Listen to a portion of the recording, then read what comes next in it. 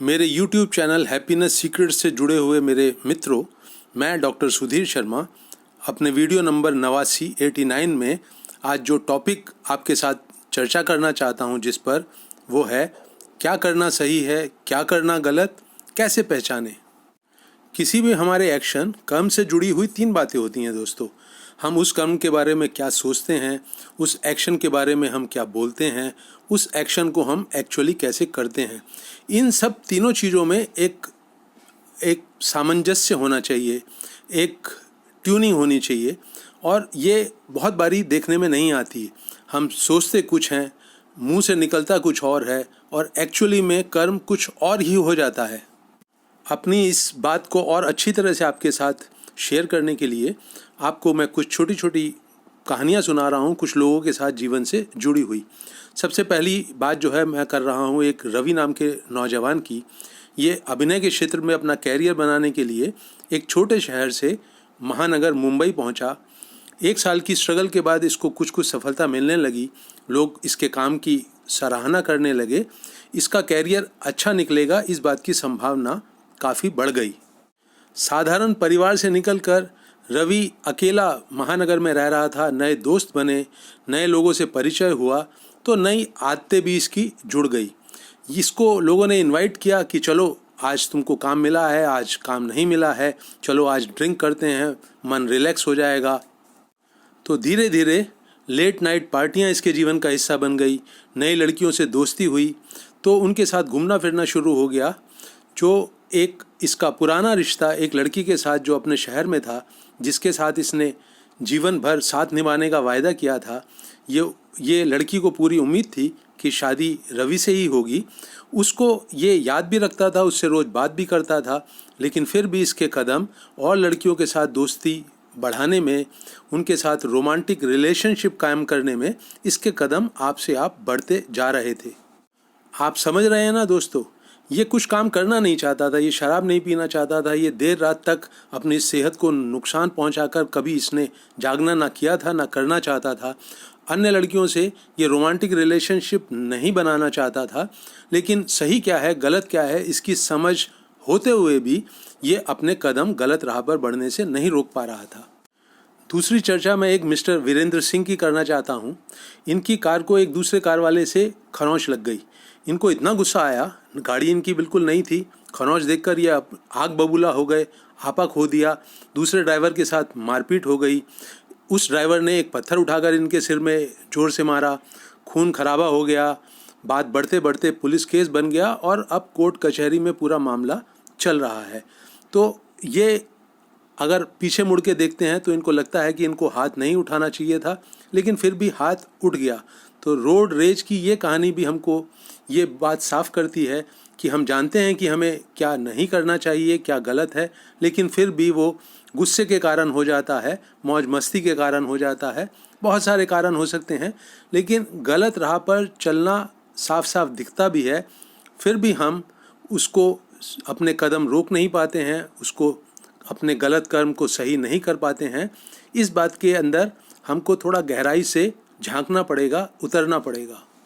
बहुत बारी हंसी मजाक में कही हुई बात, कोई हंसी मजाक की मंशा से किया गया काम दूसरे आदमी को बहुत इंसल्टिंग लगता है, दिल को गहरी चोट पहुंचा देता है। 2 बहुत पुराने दोस्त कुछ 4-5 साल के अंतराल के बाद मिले, तो एक दोस्त ने उसके घर में एंटर करते कहा कि यार ये क्या तूने अपने घर को मेंटेन किया हुआ है, इससे ज़्यादा अच्छा घर तो मैंने क्लास 4 एम्प्लॉयज़ का देखा है। इस दोस्त ने उसकी टांग खींचने के इरादे से हंसी मजाक में जो बात कही थी, उसके दूसरे दोस्त को बहुत बुरी तरह से चुभ गई, और उसके बाद से इनकी जो दोस्ती का एक मजबूत रिश्ता था वो कमज़ोर पड़ता चला गया।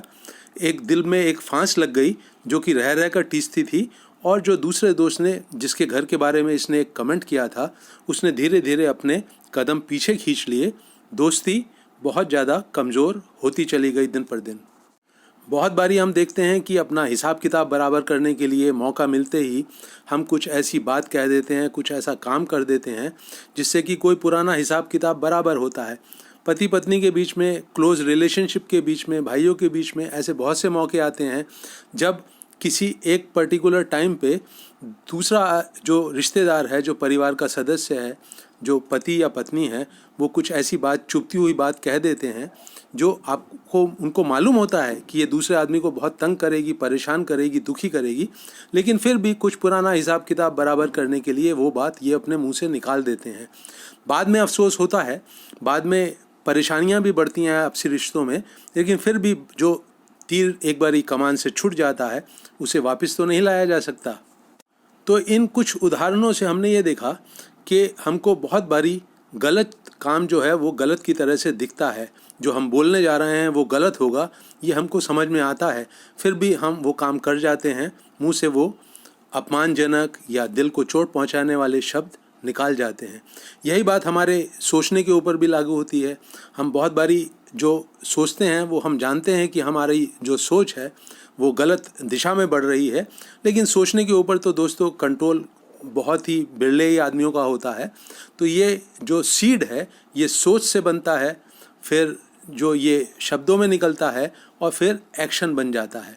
तो अब हम इस कहानियों के इस दौर से निकलकर अब इस बात को समझने की कोशिश करते हैं कि जो करना सही है वो करना सही ही हमारे जीवन का हिस्सा बने, और जो गलत है वो जब एक बारी गलत की तरह से दिख जाए तो उस गलत राह पर हमारे कदम बिल्कुल ना बढ़ें। आइए इस पूरे विषय के ऊपर थोड़ी गहराई से चिंतन मनन करते हैं, आपस में बात करते हैं। तो दोस्तों आरंभ में मैं आपसे ये शेयर करना चाहता हूँ कि जो एक्चुअली में सही काम होता है उसके गुण क्या होते हैं, उसकी क्वालिटीज़ क्या होती हैं।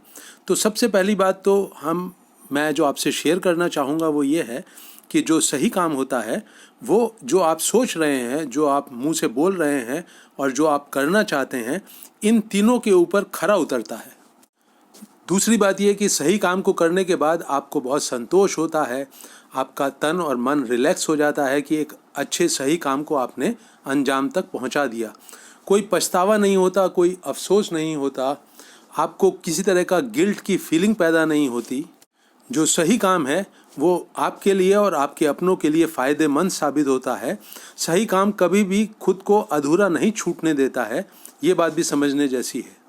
एक और अलग एंगल से अगर हम सही काम को देखें तो सही काम के पीछे नीयत सही होती है, आपकी मंशा सही होती है, एक जिम्मेवारी भरा हुआ नज़रिया होता है हमेशा सही काम के पीछे।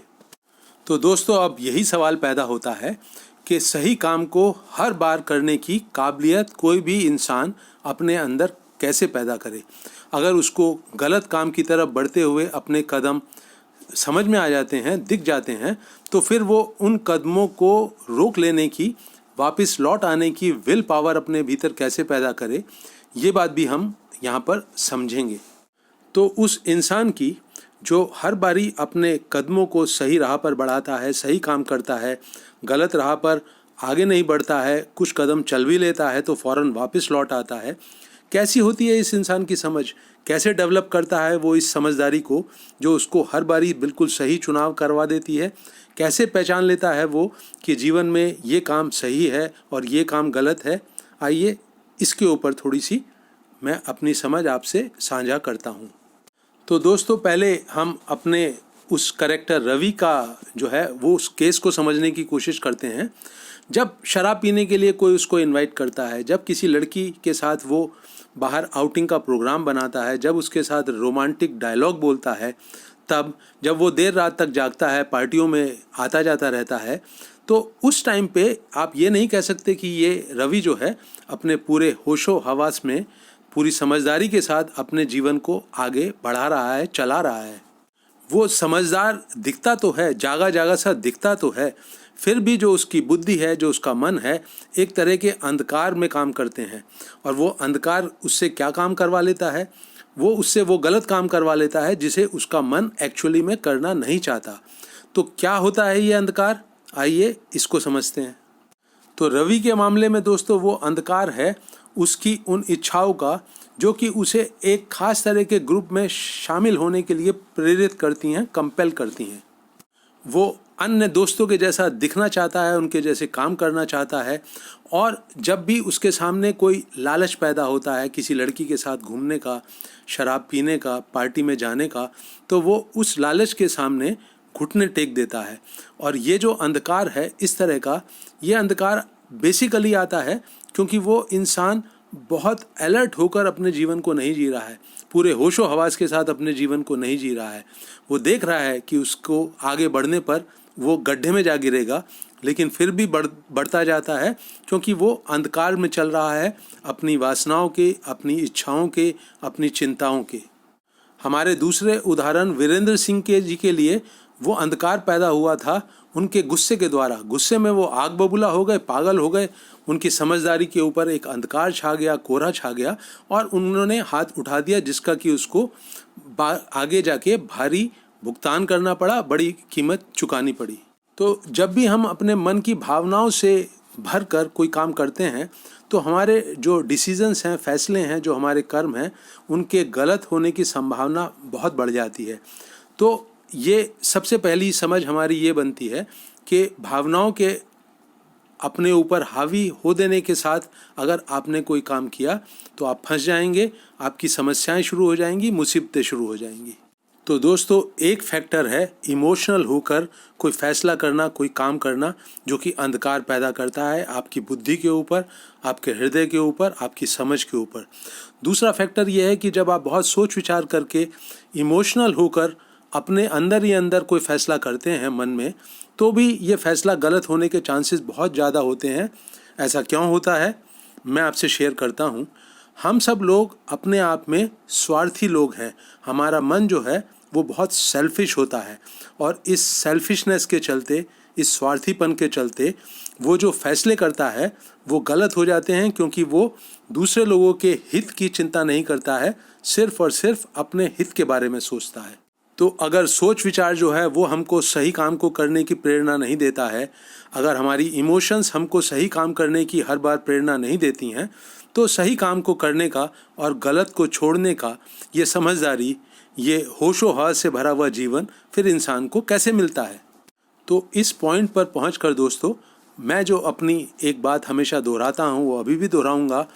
वो अंधकार दूर होता है अभी और यहीं के जीवन में जीने से, बहुत अलर्ट होकर जीने से, बहुत अटेंशन के साथ जीने से, बहुत अवेयरनेस के साथ जीने से, जिसका अर्थ ये होता है कि जो भी संसार आपकी आंख और कान से खुल रहा है उसमें आप बहुत अलर्ट होकर जिएं। तो दोस्तों, इस अभी और यहीं के संसार में जो भी आपको आंखों से दिख रहा है वो आपके भीतर एक भाव पैदा करता है जिसका कोई नाम नहीं है। उस भाव में से जो एनर्जी निकलती है आपकी, वो हाथ की हाथ आपसे जो एक्शन करवाती है, वही दोस्तों वो करेक्ट एक्शन होता है, वो सही एक्शन होता है, वो सही कर्म होता है, जो अंधकार से बिल्कुल प्रभावित नहीं होता है। वो उस अंधकार से जो आपके सोचने से बाद में पैदा होगा, जो कि आपके भावनाओं से जकड़ में आ जाने से भावनाओं की तब पैदा होता है। तो बहुत ध्यान से दोस्तों मेरी इस बात को समझिए, इसको अपने दिल में जगह दीजिए। बात थोड़ी सी सूक्ष्म है, लेकिन जब आप इसे प्रैक्टिकली अपने जीवन में उतारेंगे तो आपको बहुत फ़ायदा करेगी। तो अभी और यहीं के संसार में जीते हुए जब भी आप किसी चुनौती का सामना करेंगे, किसी मुसीबत का सामना करेंगे, आपको कोई महत्वपूर्ण फैसला करना होगा, तो इस चुनौती के कारण, इस समस्या के कारण आपके भीतर एक पूरे आपके वजूद में एक भाव पैदा होगा। और ये जो भाव पैदा होगा, इसको आप डायरेक्ट एनर्जी में कन्वर्ट करिए, इसको, उस एनर्जी को आप डायरेक्ट एक्शन में कन्वर्ट करिए। ये जो है, ये मूल मंत्र है अंधकार से बचने का और हमेशा सही का सही चुनाव करने का, गलत को हमेशा के लिए अपने जीवन से दूर कर देने का। तो अपने हर रिश्ते में, जीवन की हर फील्ड में आप इस अभी और यहीं के संसार में जब आपको कुछ भी चुनौती आए, तो वो जो एक सजगता के कारण आप एक अंदर भाव उठता हुआ महसूस करें, उसको कोई नाम ना दें, उसे इमोशंस के क्षेत्र में ना ले जाएं।